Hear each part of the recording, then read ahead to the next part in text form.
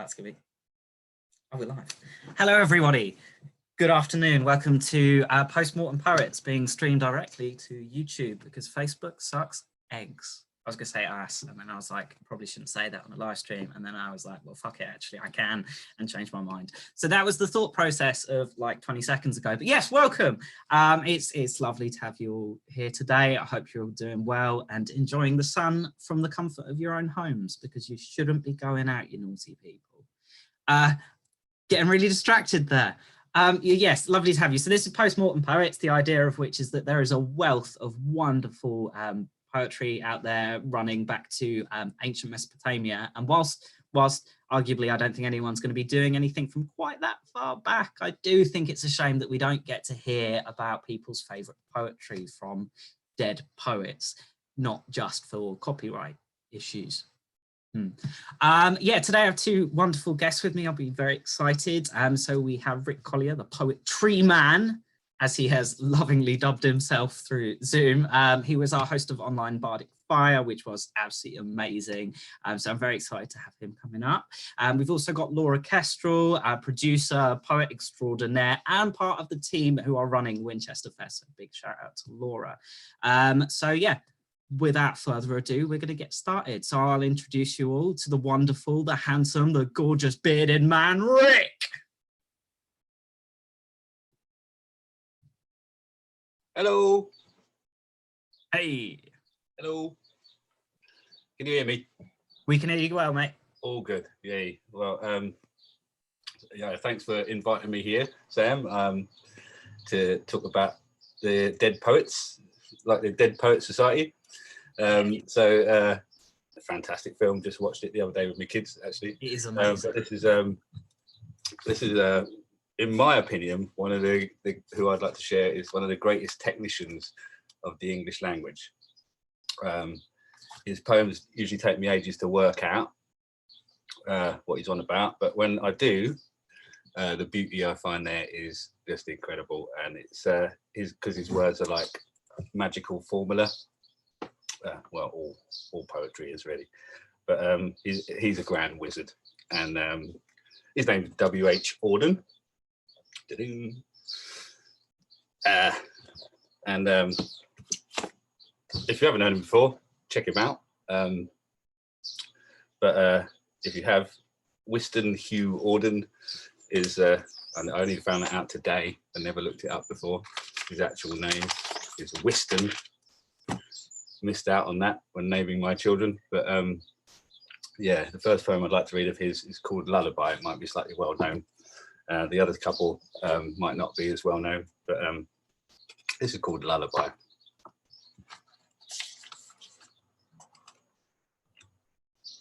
Lay your sleeping head, my love, human on my faithless arm. Time and fevers burn away individual beauty from thoughtful children, and the grave proves the child ephemeral. But in my arms till break of day, let the living creature lie, mortal, guilty, but to me the entirely beautiful. Soul and body have no bounds to lovers as they lie upon her tolerant, enchanted slope in their ordinary swoon. Grave the vision Venus sends of supernatural sympathy, universal love and hope, while an abstract insight wakes among the glaciers and the rocks, the hermit's sensual ecstasy. Certainty, fidelity, on the stroke of midnight pass, like vibrations of a bell, and fashionable madmen raise the pedantic boring cry. Every farthing of the cost, all the dreaded cards foretell, shall be paid. But from this night, not a whisper, not a thought, not a kiss nor look be lost. Beauty, midnight, vision dies. Let the winds of dawn that blow softly round your dreaming head such a day of sweetness show. I, a knocking heart, may bless. Find the mortal world enough. Noons of dryness see you fed by the involuntary powers. nights of insult let you pass, watched by every human love.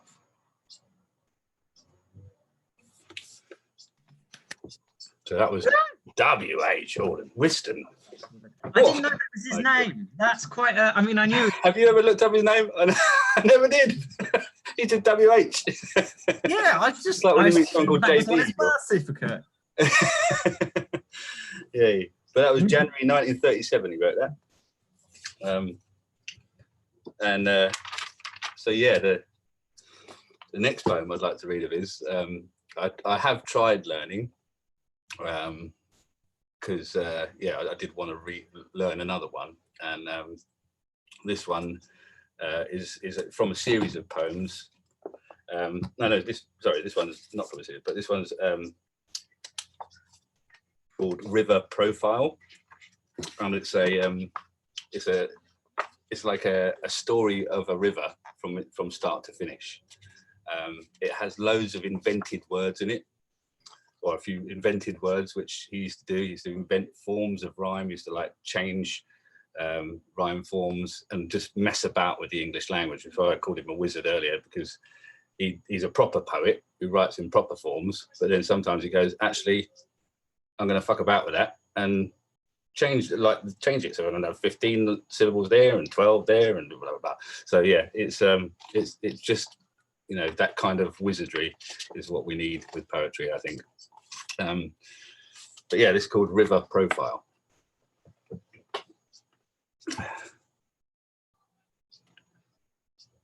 Out of a bellicose foretime, thundering, head-on collisions of cloud and rock in an upthrust, crevasse and avalanche, troll country, deadly to breathers.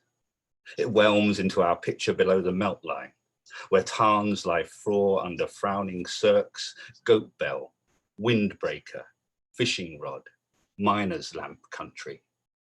Already at ease with the mien and gestures that become its kindness, in streams still anonymous, still jumpable, flows as it should through any declining country in probing spirals, soon of a size to be named, and the cause of dirty infighting among rival agencies, down a steep stair, penstock and turbine country, it plunges ram stam, to foam through a wriggling gorge incised in softer strata, hemmed between crags that norm-tool heaven, robber baron, tow rope, portageway country, nightmare of merchants, disemboguing from foothills, now in hushed meanders, now in riffling braids, it vaunts across a senile plain, well entered, chateau and cider press country, its regal progress, gallanted for a while by quibbling poplars,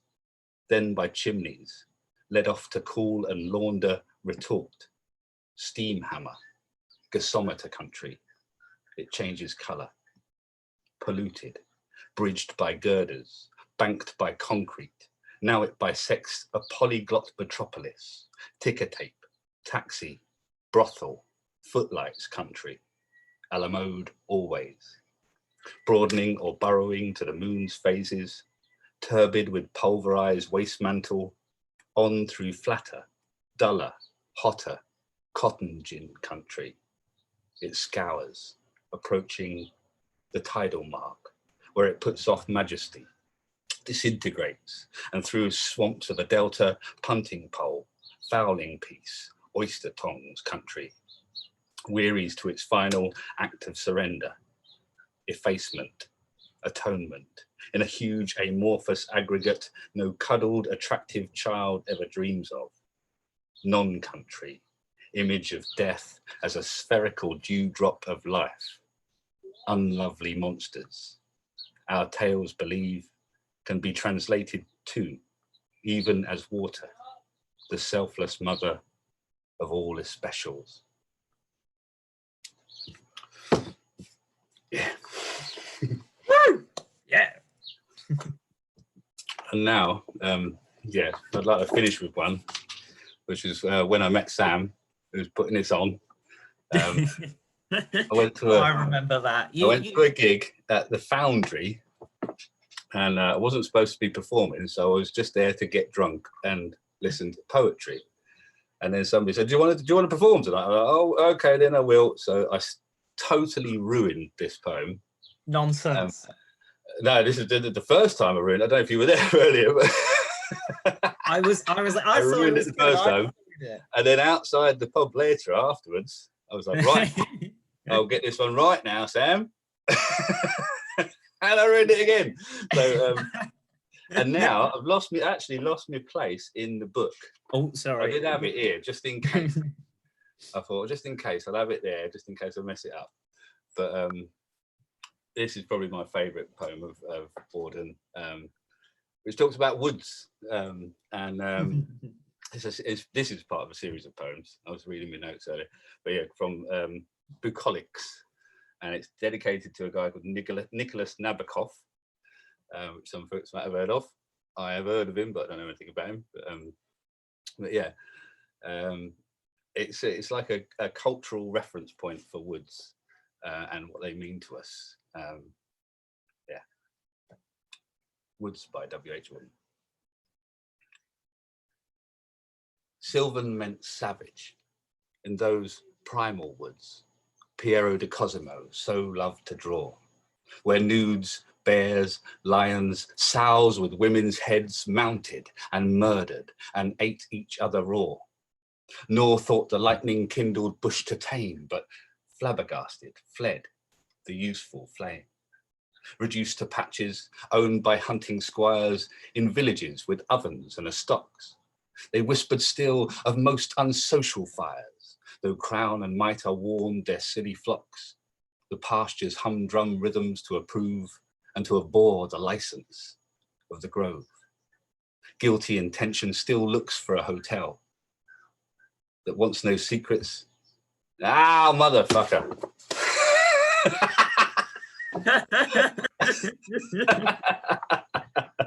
Right, finding it quickly, very quickly. I've done much the same. It happens. Oh my goodness. I can't believe that. Sam, I am cursed with this poem. To mess it up in front of you every time. I must just make you know. It wants no secrets. It wants no secrets. Where are you? Guilty intention still looks for the hell. That wants no secrets.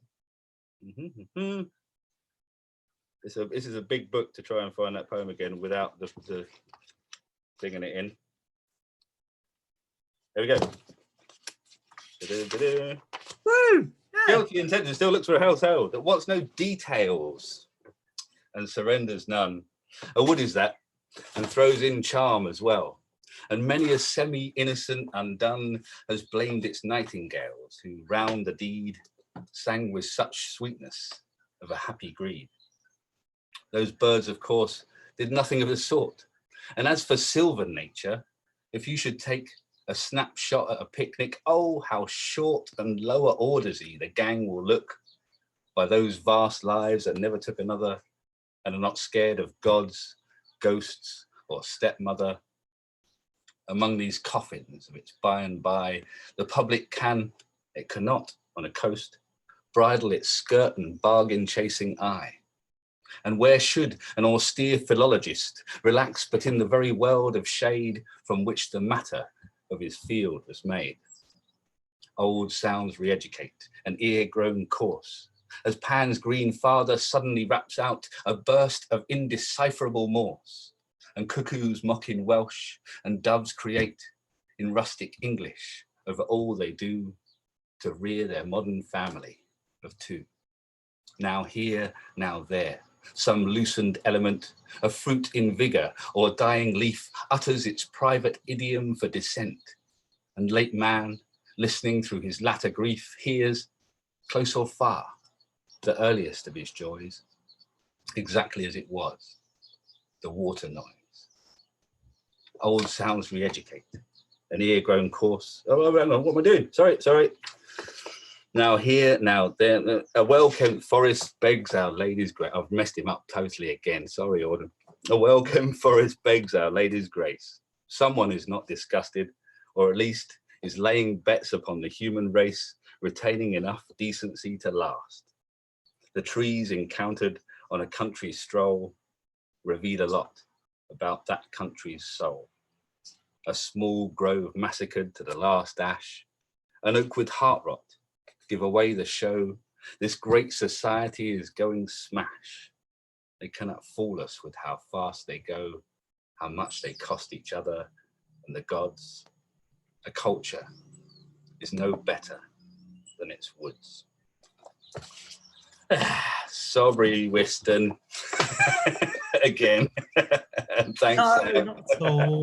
for bearing with my rubbishness. Nonsense. Absolutely not. I refuse to do it. I think I love Auden. I think the first time, shamefully, the first time I ever heard him was in Four Weddings and a Funeral. I can't remember what bloody poem it was, but that was the first time. But yeah, thank you so much for joining us. That would be Stop All the Clocks, probably the most favorite. Yeah, probably. Yeah. That, I mean, I don't know what I'm saying. I've not got a fucking clue. Same here. But yeah, thank you so much for joining us. That was wonderful. It was just nice to see you. It's been so likewise. Yay. But that's lockdown life. Lovely. Yeah, thank you very much.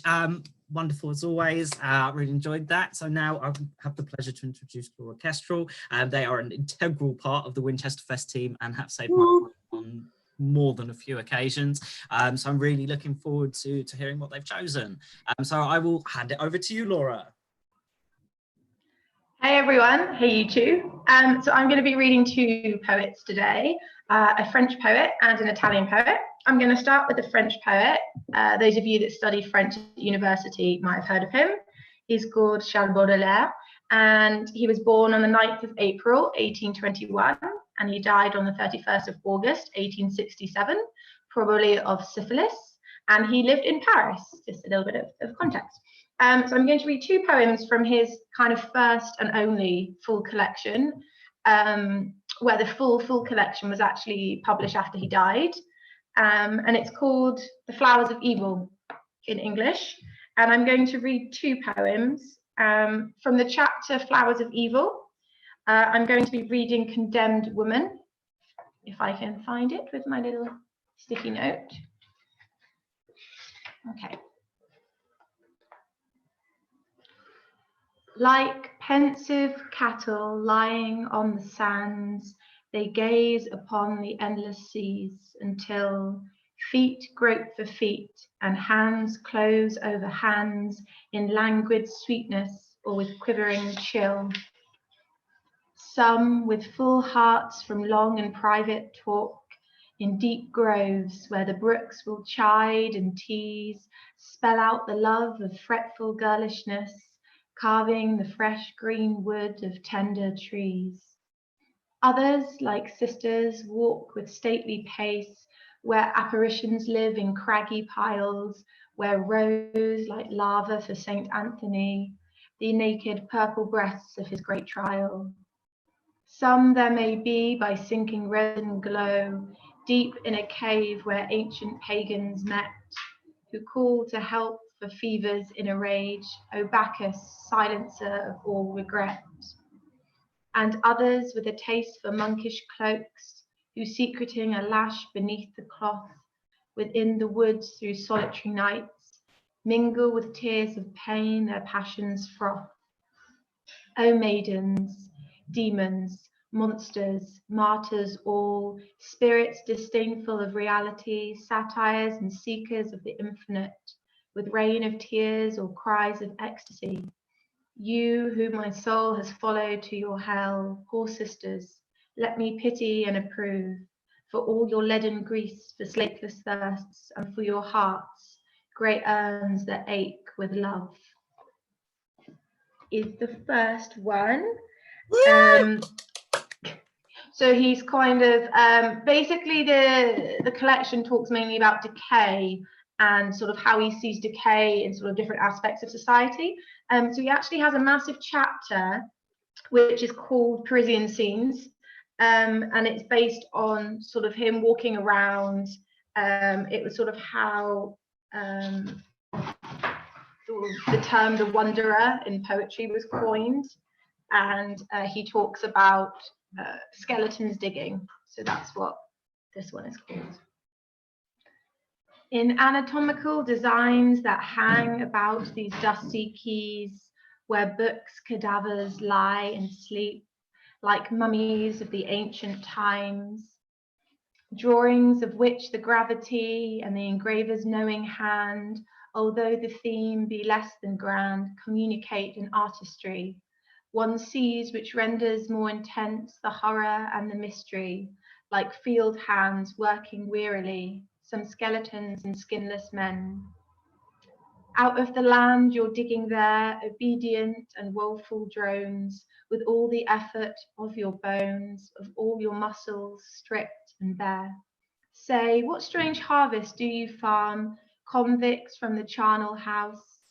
And what contractor hired you out to fill what farmer's empty barn? To you our dreadful fate seems clear, in your design intend to show that in the pit we may not know the sleep we have been promised there. Non-being will not keep its faith that even death can tell a lie, and that, alas, eternally it falls to us, perhaps at death. In some anonymous retreat to see the stubborn land is flayed by pushing the reluctant spade under our bare and bleeding feet. Woo! So that's that poem. I don't actually have my next poet as a book, so I'm going to be reading from a website called Poem Hunter. So yeah, that last poem by Charles Baudelaire is a criticism of Haussmann's renovations. Because when they renovated Paris in the 1800s, he basically could no longer wander around the streets anymore, and all the narrow streets in the slums were got rid of, and he kind of complains that he doesn't like that because there's nothing he can talk about anymore. So the Italian poet I'm going to be reading from is Giacomo Leopardi, so Jacob, and he was born the 29th of June 1798, and he died the 14th of June 1837. And he's a count, so he's quite a rich guy, but he did a lot of kind of charity work, and he went and he saw how other people were living and then wrote about it, so kind of similar to Baudelaire in that sense. And yeah, I'm going to read two poems. The first poem I'm going to read is The Lonely Sparrow, and it's from a collection called Songs of Pisano Recanatesi. So that's what I'm going to read now. Okay. Thou from the top of yonder antique tower, O lonely sparrow wandering, hast gone, thy song repeating till the day is done, and through this valley strays the harmony. How spring rejoices in the fields around and fills the air with light, so that the heart is melted at the sight. Hark to the bleating flocks, the lowing herds, in sweet content the other birds, through the free sky in emulous circles wheel, in pure enjoyment of their happy time.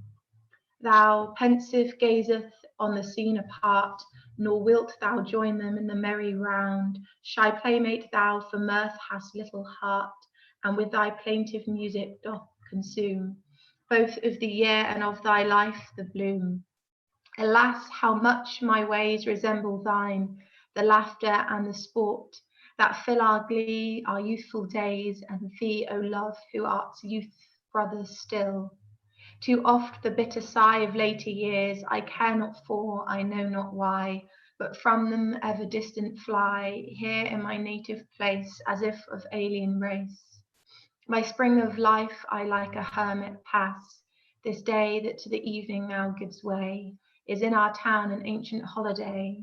Hark through the air that voice of festal bell, while rustic guns in frequent thunders sound, reverberated from the hills around, in festal robes arrayed, the neighbouring youth, their houses leaving o'er the roads are spread, the pleasant looks exchanged, and in their hearts rejoice I lonely in this distant spot, along the country wandering. Postpone all pleasure and delight to some more genial time.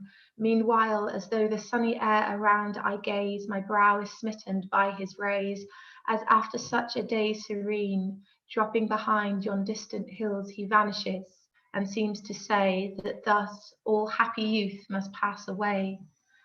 Thou lonely little bird, when thou hast reached the evening of the days, thy stars assigned to thee, wilt surely not regret thy ways.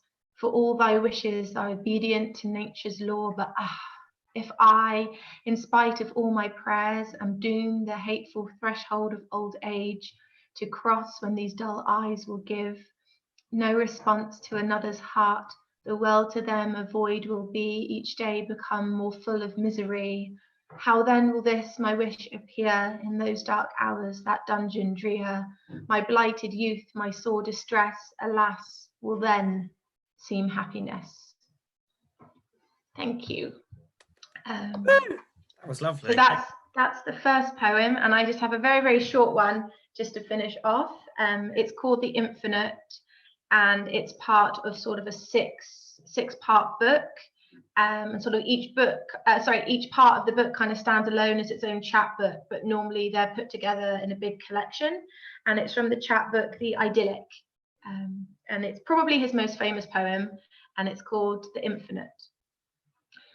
This solitary hill has always been dear to me, and this hedge which prevents me from seeing most of the endless horizon. But when I sit and gaze, I imagine in my thoughts endless spaces beyond the hedge, an all-encompassing silence and a deeply profound quiet, to the point that my heart is almost overwhelmed. And when I hear the wind rustling through the trees, I compare its voice to the infinite silence. And the eternity occurs to me, and all the ages past, and the present time in its sound. Amidst this immensity, my thought drowns, and to founder in this sea is sweet to me. Thank you.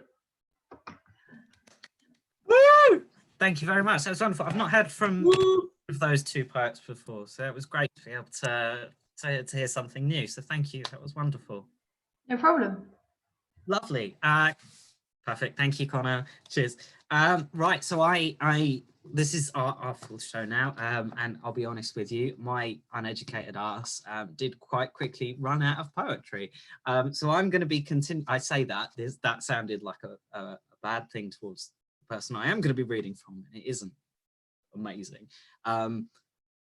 Yeah, so I last time, whenever we did the last one of these, I read Gates of Hell, which is the first translated passage of Dante's Circles of Hell.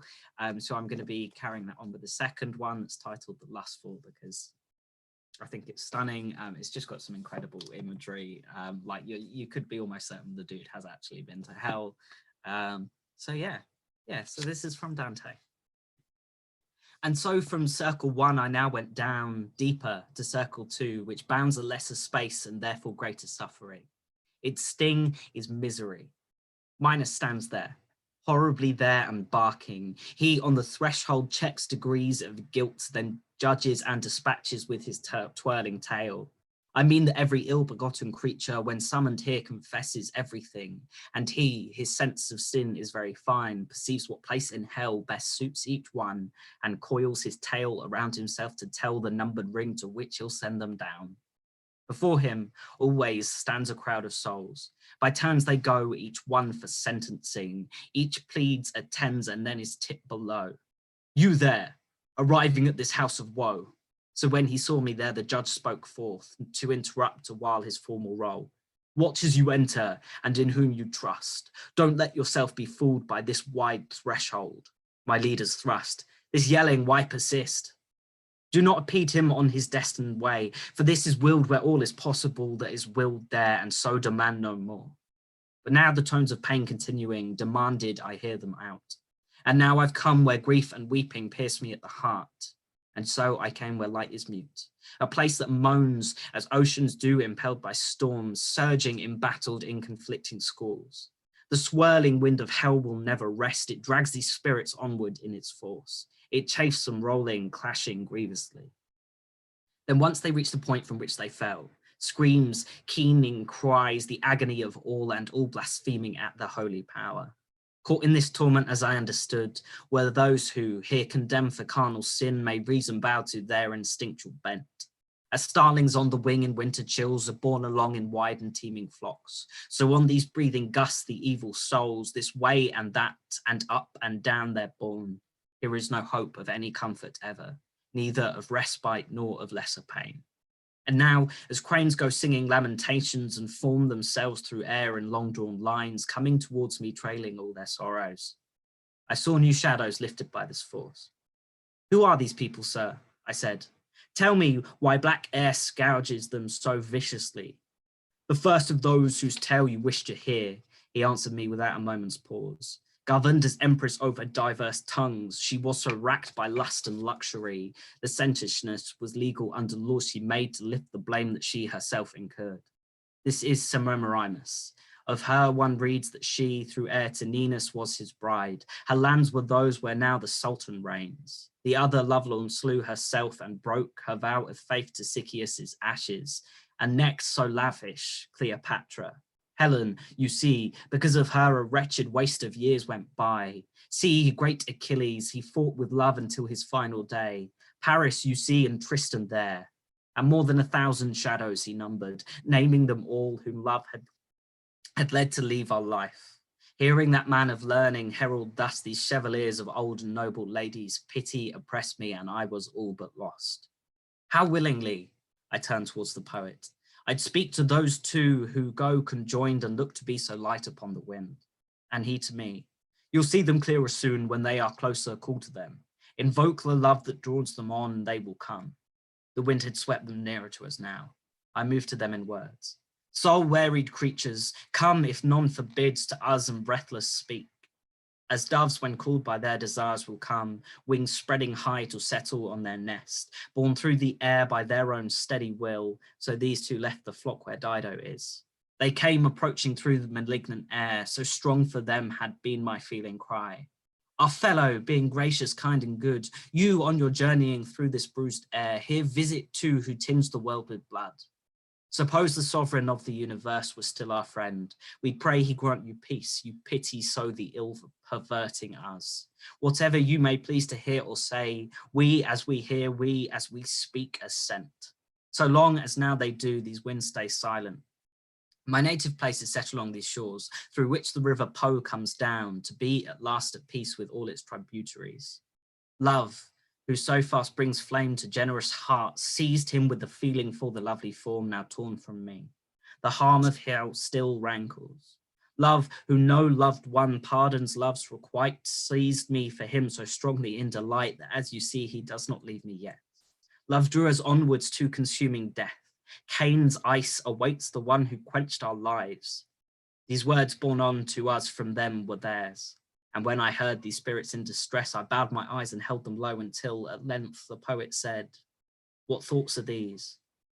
I answering in the end began, alas, how many yearning thoughts, what great desire have led them through such sorrow to their fate. And in turning to them now, I came to say, Francesca, how your suffering saddens me. Sheer pity brings me to the point of tears. But tell me this, the how of it and why, that love in sweetness of such sighing hours permitted you to know these doubtful pangs. To me, she said, there is no sorrow greater than, in times of misery, to hold at heart the memory of happiness, your teacher knows. And yet, if you so deeply yearn to trace the root from which the love we share first sprang, then I shall say and speak as though in tears. One day we read together for pure joy, how Lancelot was taken in love's palms. We were alone, we knew no suspicion.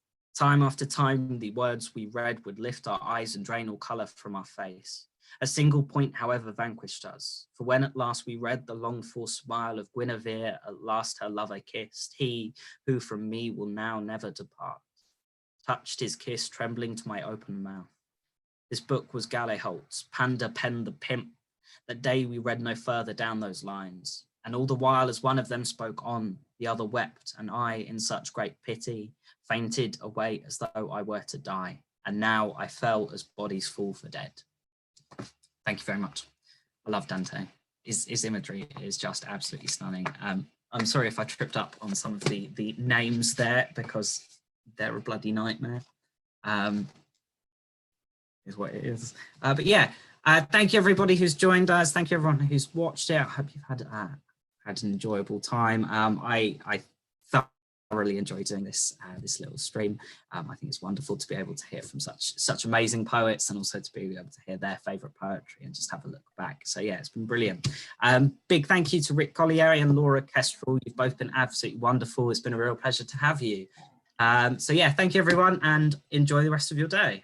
Thank you for hosting us. Pleasure.